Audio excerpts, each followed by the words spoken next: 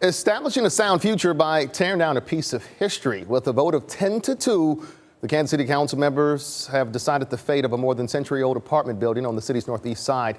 Kansas City University wants to turn it into a parking lot, and not everyone is happy.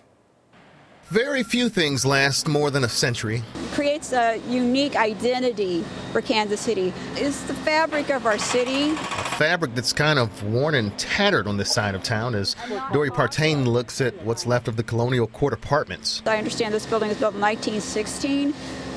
In the course of 100 years, how many thousands of people have lived here and called it their home. I lived here for over 3 years, 7 months. Charles Haynes was one of them until September, when he was given 30-day notice after KCU bought the building.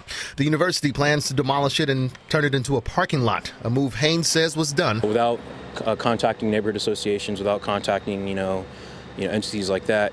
Certainly not the tenants that live there. It looks like they're trying to just kind of ignore the historic aspects of our neighborhood.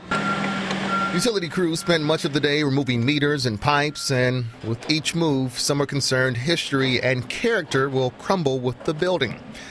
The next hurdle is the city council vote to approve KCU's expansion plan. Councilman Quentin Lucas says he's listened to all sides. This is not just a historic preservation issue, but it's also one about neighborhood improvement.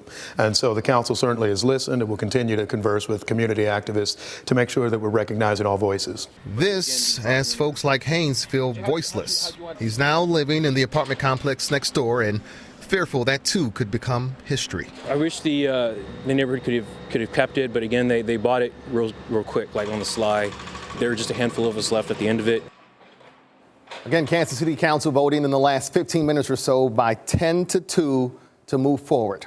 A spokesman for KCU says the university is trying its best to preserve history, but found it's pretty difficult to satisfy everyone. According to the university, some of the buildings recently purchased are in such disrepair, it's not economically viable to bring them all up to standard.